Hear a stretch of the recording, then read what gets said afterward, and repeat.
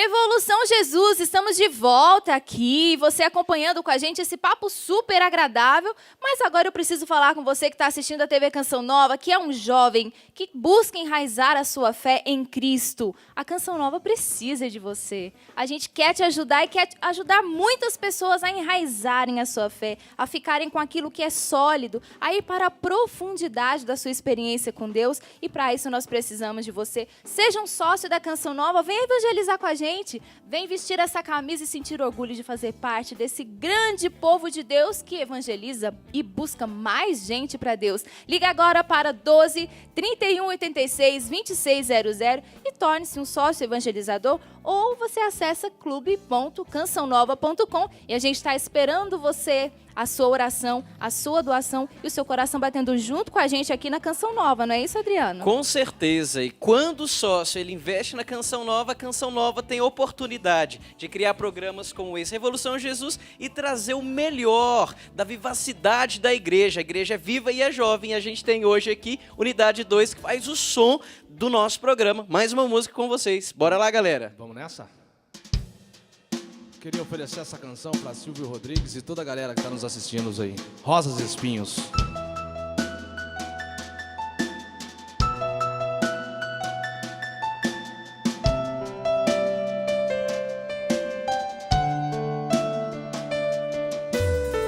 Os que trilhavam caminhos floridos que estão presentes, rosas e orquídeas são belezas de se ver, pois são presente de Deus. Mesmo que em rosas lindas hajam espinhos e me perfurem, eu os apanho para ofertar o amor que me salvou.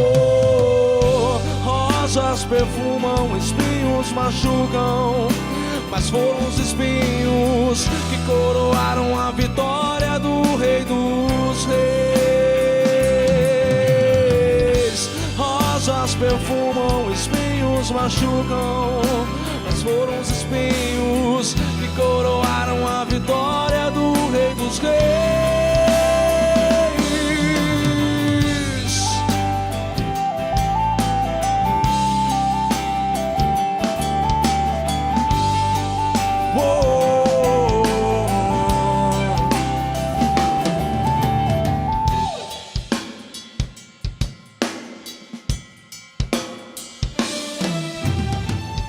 Rosas perfumam, espinhos machucam, mas foram os espinhos que coroaram a vitória do Rei dos Reis.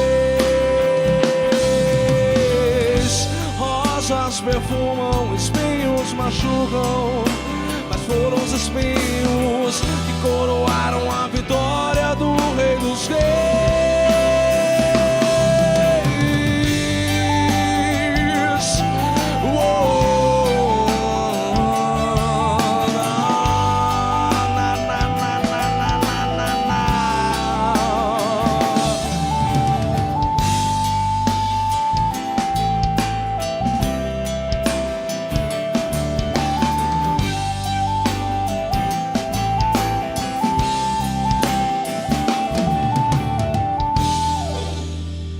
Unidade 2 aqui no Revolução Jesus, mas agora é hora da gente ouvir um santo de calça jeans que também vem nos ensinar a sermos santos de calça jeans. Nosso querido Padre Demétrio vem falar para nós sobre unidade na diversidade. Confere aí.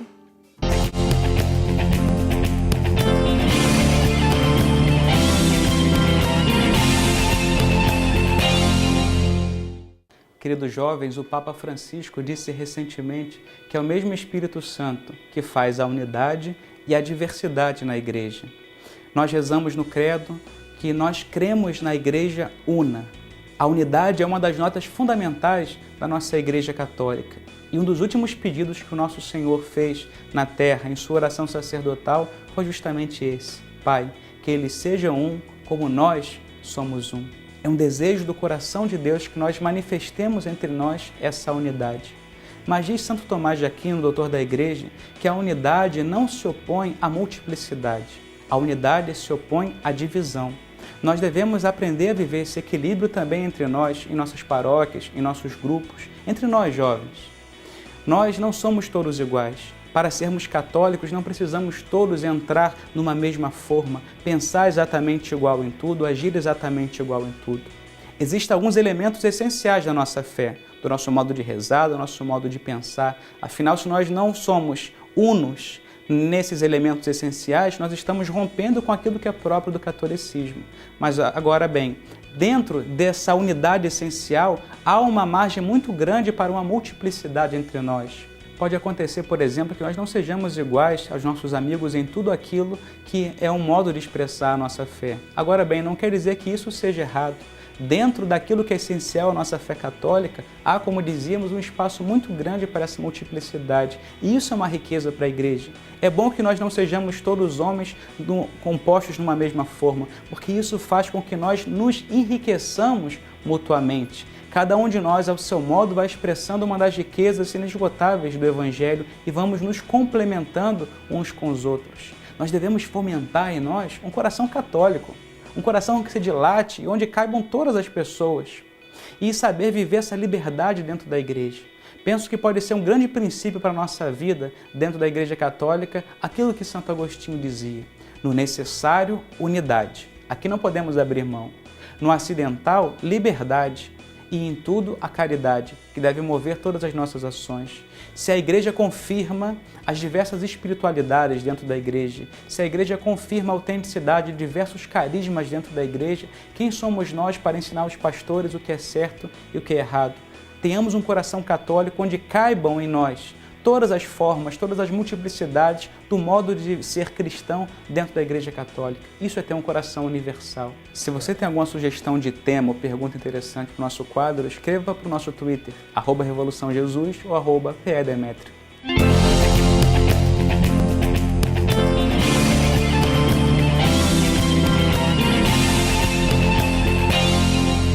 Padre Demétrio, saudade do Senhor, mas que bom que a gente pode tê-lo aqui no nosso programa, aí falando dos santos de calça jeans, essa maneira de nós nos inserirmos na realidade, não fugirmos do mundo, mas estarmos no mundo transformando, sendo agente de transformação. E o nosso assunto volta aqui. Olha, se tivesse aquelas câmeras, aquela quinta câmera, assim, para poder gravar os bastidores da nossa conversa, porque o programa está rendendo aqui, né? Cada um também se posicionando. A Andresa ali, e aí?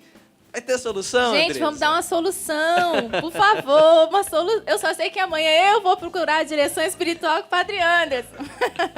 Bacana. E Marina, algo interessante, né, até um termo, né, que a gente percebe, é o cume dessa sociedade líquida, nessa questão da quebra de limites, né, de não ter mais uma dualidade. Vamos quebrar tudo, até, né, numa das exposições, né, o ciborgue. De que maneira se dá isso concretamente?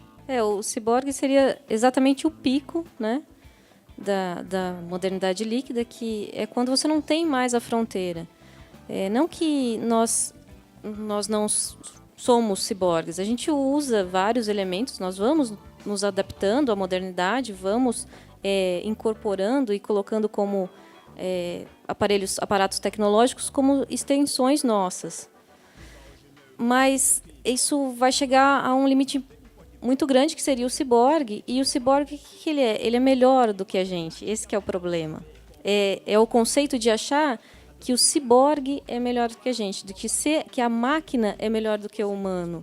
E não aceitar o humano como ele é, e na sua integridade, e querer criar uma coisa. Então, essa coisa do homem querer criar e superar o que ele é, então isso acaba nesse ciborgue que a gente fala. Nessa questão do homem-máquina, assim, seria o cume. E o homem-máquina, o ciborgue, ele também acaba esbarrando na questão de gênero, porque o ciborgue não tem gênero. Então, além de ser homem-máquina, ele não é mais nem homem nem mulher.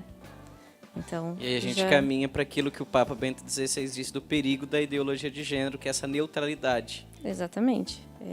Que a gente fala que é a androgenia. E já temos movimentos de androgenia no globo todo, né?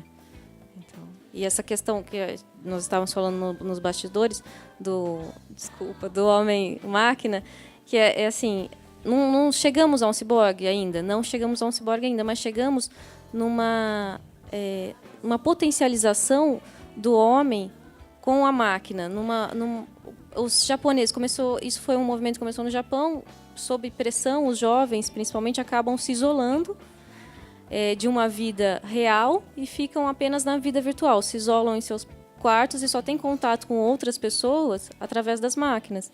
E até mesmo, assim, não só no contato com a máquina, mas o quanto que a minha vida humana fazer um neologismo, né? Se maquinificou, ou seja, os meus relacionamentos, eles seguem uma programação de uma máquina.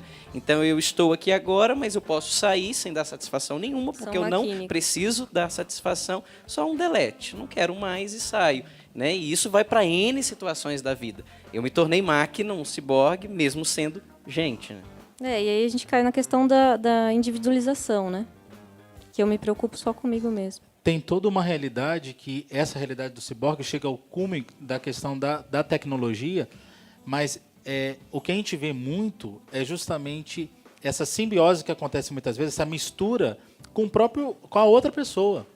Eu não me aceito, eu não me respeito e por isso eu quero ser igual a Andresa, eu me misturo com a Andresa. E a gente sabe que o caminho de felicidade, o caminho de realização pessoal, a gente conversava um pouco sobre isso aqui, está justamente em aceitar o que eu sou e ser inteiro. Em abraçar com interesse aquilo que eu sou. Então, as minhas virtudes, os meus limites, e abraçar aquilo que eu sou e não ficar me misturando, porque senão começa com as pessoas. Uma busca por um ideal interminável, né? E que está sempre em construção, esse novo ideal. Tanto esteticamente como psicologicamente, toda hora tem uma novidade, você nunca termina de se construir. Eterno vir a ser, né? E passo a passo, porque a partir de um relacionamento, que pode ser virtual, depois é o celular, que faz parte da minha vida, e isso aí vai chegando a extremos de eu querer trazer para a minha realidade coisas que não me pertencem, que parte desde emoções e desde realidades até coisas concretas. E a gente vai chegar nesses extremos. Padre, a gente já explanou bastante sobre o assunto, mas agora eu queria saber qual é o desafio do jovem católico frente a essa realidade e qual é a resposta que ele tem que dar para alcançar a solidez e para fugir dessa liquidez. Um caminho seria justamente o resgatar os fundamentos. Se fala de uma sociedade líquida, significa que não tem fundamento, que não tem base. Né? Então, é o resgate da base, daquilo que é fundamento, daquilo que sustenta, daquilo que nós podemos não apenas confiar, mas que nós podemos nos configurar. Né? Nós até falávamos, o maior desafio é o aceitar você mesmo, aceitar você como que você é. Esse é o maior desafio que temos. Dentro de uma realidade onde nós falamos do catolicismo, nós temos três bases, três colunas, três fundamentos, né? Que é a Sagrada Escritura, a Sagrada Tradição, o Sagrado Magistério, ou seja, a Palavra de Deus, a tradição da Igreja, esses 2000 anos da vida de Igreja, que é justamente o que fez a pregação acontecer, e a pregação se tornou escrita, né, na Sagrada Escritura, mas também aquilo que o Magistério diz, aquilo que a Igreja tem dito. Então, um fundamento seria justamente o que a Igreja tem dito diante de tudo isso. Né? Nós temos aí, nós podemos dizer, um grande Papa Emérito, Bento XVI, que falou muito sobre essa realidade, não somente no seu pontificado como Papa, mas também já tinha falado muito a respeito disso. Né? O próprio João Paulo II, na sua ética personalista, ou seja, o se tornar pessoa, qual a ética de ser pessoa, o que significa, qual é o caminho para você se tornar pessoa.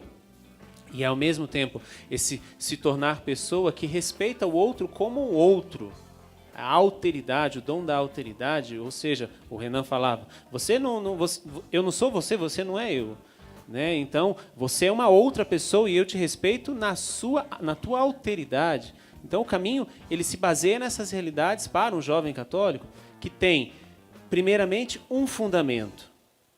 Qual a maior, como posso dizer, a maior renúncia que fizeram, que foi feito ao longo desses últimos anos, principalmente, para que se pudesse ter uma libertinagem, nem mesmo uma liberdade. Bauman fala de liberdade, mas a sociedade grita hoje uma libertinagem. Eu faço o que eu quero, me dá na telha, eu tiro aquilo que me coloca ordem, aquilo que me dá regras, aquilo que me dá uma linha a seguir.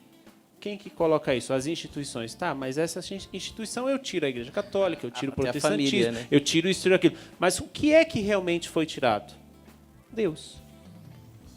Porque quando eu coloco Deus na minha vida, eu sei que eu vou me comprometer com este Deus.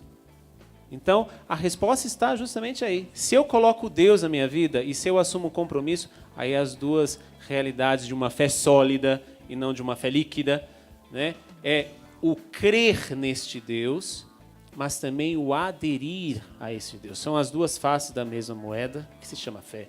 Eu posso crer em Deus, mas eu tenho o meu Deus, eu tenho a minha forma de crer em Deus. Isso é fé líquida. Mas uma fé sólida é, eu creio em Deus e eu faço uma adesão de vida. Eu me coloco inteiramente diante daquilo. E aí os fundamentos acontecem. Sagrada Escritura, Sagrada Tradição, Sagrado Magistério. E os fundamentos começam a solidificar e a resposta começa a acontecer.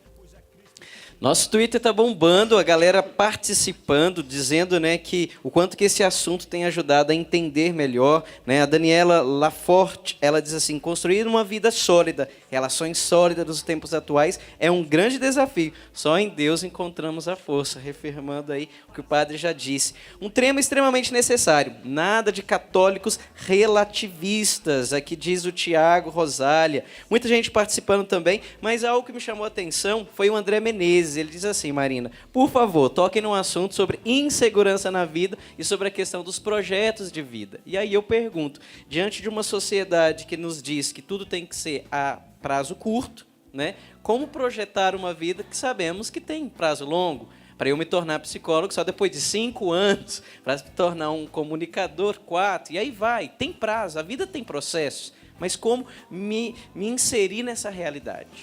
Eu acredito que nós temos pesos aí. Eu acho que em algumas questões da vida você tem que manter os valores. Mas para você conseguir um emprego, você tem que ser rápido. Você tem que se adequar ao que está acontecendo hoje. Você tem que entrar na dança. Então, eu tenho que saber de tudo? Eu tenho que saber de tudo. Mas eu tenho que ter uma família sólida. Sabe? Eu acho, acreditar que eu tenho limites, saber que eu tenho limites, saber, mas conhecer o que acontece na sociedade. Fazer projetos de vida é difícil hoje, é difícil, mas alguns sonhos, algumas esperanças, elas são necessárias. Senão você fica sem norte, você fica sem chão mesmo. Um pouquinho de esperança é bom para todo mundo, é necessário.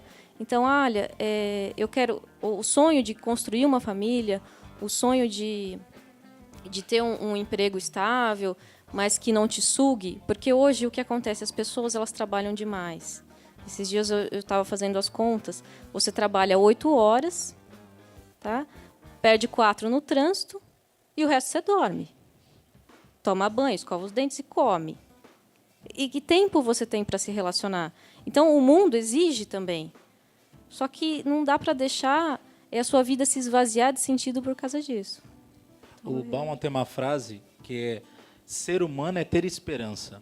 Então, é justamente essa realidade que, na teoria, o Bauman apresenta, uma realidade que Jesus Cristo já pregava lá atrás e que, por exemplo, o questionamento de segurança e liberdade, em Deus a gente se encontra nessa realidade toda da insegurança que as pessoas têm hoje, porque elas ficaram sem referência. Exatamente. Então, se você quer solidificar a sua vida, vamos começar a dar respostas, né, Andrés? Se você quer solidificar a sua vida, se você quer ter base concreta naquilo que você coloca como objetivo para a sua vida, você tem que se agarrar sobre aquilo que não passa. Não dá para ficar agarrando a sombra da moda que leva para um lado para o outro. Não dá para você pegar uma fé de supermercado, por exemplo, que eu pego o que me agrada. Não dá para construir uma vida com fragmentos, né? Sim. Com momentos. A vida não é carpe diem só. Né? Ou abraça tudo ou não abraça nada. Não dá para. Essa é a grande realidade que a sociedade. Escolha e renúncia em alguns Isso. momentos. E, rapidamente, na opinião de vocês, essa teoria trouxe algo de bom para o jovem cristão? Eu vejo que a teoria ela veio apenas dar um nome a uma consequência da sociedade. Digamos assim, claro que que houve uma grande serventia naquilo que foi o termo, o ser líquido, né? Mas ele traz justamente o quê? Ele conseguiu dar nomes, né? Uma vez que conseguiu dar nome, a gente pode começar por aí uma busca dessa solidificação. Então, essa teoria, como você disse, trouxe o nome, é líquido. Mas uma vez que é líquido, para começar, né, para que o jovem comece a buscar respostas através dessa teoria, o que precisa ser mais líquido em mim? Onde que eu preciso ser mais líquido? Não, desculpa. Onde é que eu preciso ser mais sólido para me tornar por inteiro? O que eu posso fazer para que a sociedade se torne uma sociedade sólida? O que eu posso fazer para que a pessoa que está ao meu lado se torne uma pessoa mais sólida? O que eu posso fazer para que o mundo se torne um pouco mais sólido? Porque é uma fase da história que nós estamos vivendo. Só que essa fase da história ela é decorrente de muita coisa que o jovem hoje sofre, apenas as consequências. Os seus pais, os seus avós foram aqueles, não que a gente quer culpar ninguém, mas foram aqueles que projetaram esse ser líquido. E o jovem hoje precisa responder primeiramente com uma consciência. Você é um ser por inteiro e você só vai ser um ser por inteiro quando você for inteiro em todas as coisas que você faz. Marina, e para você, como que o jovem, né, no mundo acadêmico, o jovem no mundo de trabalho, ele também pode, né, ir criando valores sólidos? Você disse da questão do trabalho, precisamos nos adaptar, sempre, precisamos nos adequar. Mas há também uma necessidade de personalidade, de identidade. No mundo tanto de genérico, o diferencial é aquele que se assume. Mas qual o caminho a seguir? Eu acho que hoje nós, por estar numa sociedade em rede, nós dependemos todos uns dos outros. Então, mas se você, justamente por estar numa sociedade em rede, se eu começo um movimento aqui, se eu conheço a minha realidade e começo um movimento, outra pessoa vai aderir ao movimento e assim o movimento vai virar global. Então, o mais importante é as pessoas conhecerem e entenderem o que está acontecendo, para depois, então, começar a agir. Como eu conseguiria fazer no meu trabalho me tornar mais sólido? A questão da superficialidade ela é muito, muito clara para todos. E as pessoas têm uma ideia de que nós somos formados pela mídia e que somos manipulados pela mídia. Hoje, novamente, por estarmos em rede, temos a opção de filtrar melhor o que nos vem. E através desse filtro é que nós vamos conseguir formar novamente os nossos valores. E não viver apenas numa sociedade conectada, numa sociedade virtual. Saber que nós temos e precisamos do contato e do real. Posso bagunçar um pouco a nossa conversa? Que a gente falou de ser sólido. Padre, mas a gente, em determinados momentos, até para criar relações, a gente precisa de entrar no lugar do outro, a gente precisa de comunhão, a gente precisa de unidade, a gente precisa, entenda, para infiltrar naquela realidade e ali propor, eu preciso de abrir um pouco as guardas. Né? O Papa Francisco ele nos pede sair, né? Deixar algumas estruturas que são rígidas em prol disso, da unidade, do encontro com Cristo. Como fazer isso? Sendo líquido, entendendo esse caminho que eu trilhei para ser sólido. Eu vejo que até São Paulo ele já nos dá uma resposta. Eu me faço pobre com os pobres, eu me faço rico com os ricos, eu me faço escravo com os escravos, livres com os livres, para salvar o maior número possível. O grande desafio e o grande percurso é esse, você ter a coragem, não somente coragem, mas ter também coerência, ter a tua fé bem fundamentada, bem solidificada, né? Não rígida, mas solidificada, para que você possa fazer esta passagem. Sólido, porém flexível. Né? Sólido, porém flexível. Para você fazer essa viagem, que é o sair do real, entrar neste mundo virtual, podemos dizer assim, para que ali, encontrando aqueles que estão neste mundo virtual, você possa trazer eles para o mundo real. Então é uma viagem que você tem que fazer. Então você tem que entrar. Por exemplo, quando o Papa começou a entrar no Twitter, houve inúmeras críticas, mas o Papa agora vai entrar no Twitter, isso é loucura? Ué, mas o Papa tem que entrar ali no Twitter porque no Twitter ele encontra pessoas. Com certeza. Então assim, o Papa sai do real, entra no mundo virtual e ali no mundo virtual ele consegue, mesmo que seja com 140 caracteres, trazer alguém para o mundo real. Então essa é a viagem que deve ser feita. Difundir os valores na ricos rede com ricos. também, né? Justamente. Porque Estender espaços. porque a rede é um lugar, né? Ali a É. gente encontra pessoas. Então, uma vez que nós encontramos ali pessoas, porque é lugar, né? Como você estava dizendo, você não precisa sair de lugar nenhum hoje para você fazer compra, as transações bancárias, se relacionar. Até se você quiser fazer sexo virtual, você tem ali. Mas, então, nós temos que fazer esse processo. Sair do real, entrar no virtual e para sair, trazê-los, resgatá-los para o real. Bacana. Andresa, e aí? Soluções algumas? Pistas, né? Pelo menos. Amanhã eu vou começar minha direção espiritual com o Padre Anderson. Já fica registrado aqui, Padre, um horário na sua agenda, por favor. Mas quando a gente trabalhou esse tema na Faculdade Canção Nova, nas aulas da professora Marina, entre nós, alunos da faculdade, outros que não são da faculdade, mas entre nós essa perplexidade de perceber onde nós estamos, onde nós chegamos, né? E aí fica essa pergunta, mas para onde eu devo ir? Qual é o caminho? E o padre deu boas pistas para nós de buscar essa solidez, enraizar a nossa fé e buscar os valores, buscar o que está na base da nossa vida. A gente precisa retomar isso, né? Mas agora a gente vai de música, chega de blá, blá, blá, né? Vamos de música, então, Unidade 2, aqui no Revolução Jesus. A gente quer oferecer essa canção para toda a galera da fanpage da Revolução Jesus, da Unidade 2 também. Vamos lá, fica ligadão. Se chama Luz do Mundo.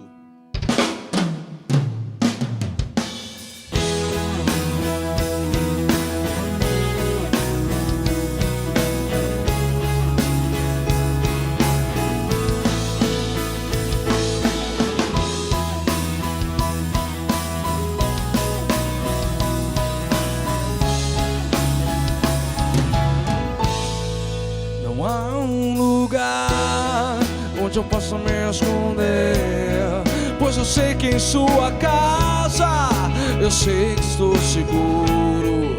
Não há um lugar onde eu vá sobreviver, pois eu sei que todo dia eu preciso de você.